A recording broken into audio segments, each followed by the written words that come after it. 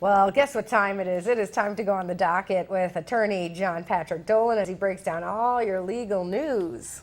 So John, welcome. Thank you for joining us. Now, why don't we start by talking about the big story of the day. Ariel Castro committed suicide. Now, a lot of people are wondering, how could the guards have let this happen when he was in jail? Well, he was in an individual cell. They have a 30-minute watch on him, but they didn't have a suicide watch, so it wasn't to the level of a suicide watch. And apparently what he did after the check-in with the guards is he hung himself. Really, the prison sounds like they were doing what was appropriate under the circumstances, so I don't think there's any liability there.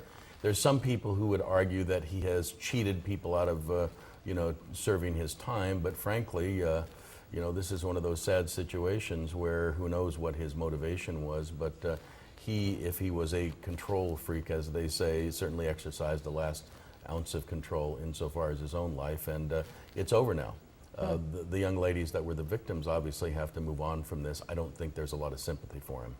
Yeah, who knows also how they feel, if they think this is a good thing or Right. not. Moving on, what would the driver of that Coachella hit and run face if he is eventually caught? Well, if it's a hit and run involving death, and that's all it is, the maximum sentence is 4 years. That's based on the fact that a hit and run causing death is not an intentional killing, and there's no malice aforethought, they call it, so it's involuntary manslaughter. So the maximum is 4 years. However, if the hit and run was proven, the run part was proven because the person was under the influence, because they had prior arrests, because they intentionally ran into somebody, that changes the whole matrix. But as a general proposition, the person that's involved in a hit and run, if you can prove a hit and run that caused a death, can face up to 4 years in prison. But even if he left the scene, there's no... Well, that's the run part. Okay. And the reason why that's, there's a plus and minus to that, the hit and run part shows that you have a guilty conscience because you left. On the other hand, if you don't find somebody at the scene, as an example, under the influence of alcohol, under the influence of drugs,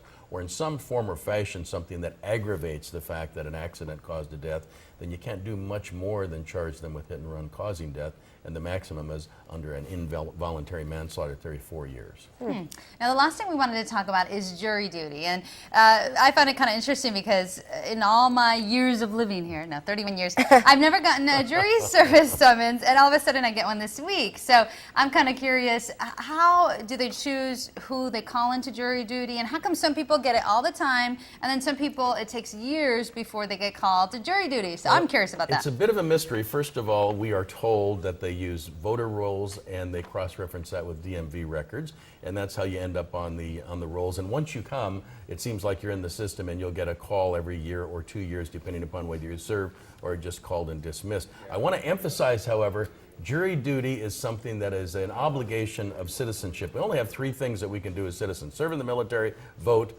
and perform jury service, which I understand some people have done none of. But I have to say, we really don't want to have a mindset of how do I get out of jury service. I would recommend people start thinking, how can I organize my life to give jury service? And then, of course, there's reasons to get out of it. But I have to add this. Our production specialist, Jasper, just got summoned to it recently, and he was put on standby, and they kept calling. He had to call every day, and it was a real nuisance. Well, nuisance other than if you had to go down and sit there for 4 days in a row. That's and that's true. really what the call-in program is about, to make Okay. it less intrusive than it needs to be. Look, if you're a caregiver, you've got children or an elderly parent, and there's nobody else that can take care of them, well, then you're not going to get taken away from that for jury service. If you have a medical condition, you have a surgery coming up, or you have a medical condition where you have to take medication that causes you difficulty in concentration, you're not going to serve on a jury. If you have financial hardship, your boss won't pay for jury service, or you have a business of your own and nobody else can run it, or you're a commissioned salesman, you're not going to be called for jury service. But absent those basic 3 areas, most people probably can figure out a way to give jury service. Maybe you can't do a 6-month trial, maybe you can only do a 2 or 3 day trial. But if we don't have jurors, we don't have a judicial system insofar as determining guilt or innocence in criminal cases and liability in civil cases. So I encourage our listeners, viewers, again, please begin with the proposition you would like to perform the jury service as an obligation of citizenship. And then if there's a reason not to, I understand it. All the calls I get, not all the calls, the great majority of calls I get from people that are not involved in actually being charged with a crime have to do with, how do I get out of jury service? Interesting. You changed my mind. I will look forward to jury duty. She's looking Thank forward you, to John. it. Thanks, John. If you want to get a hold of John Patrick Dolan, just go to their website, dolanlawoffices.com.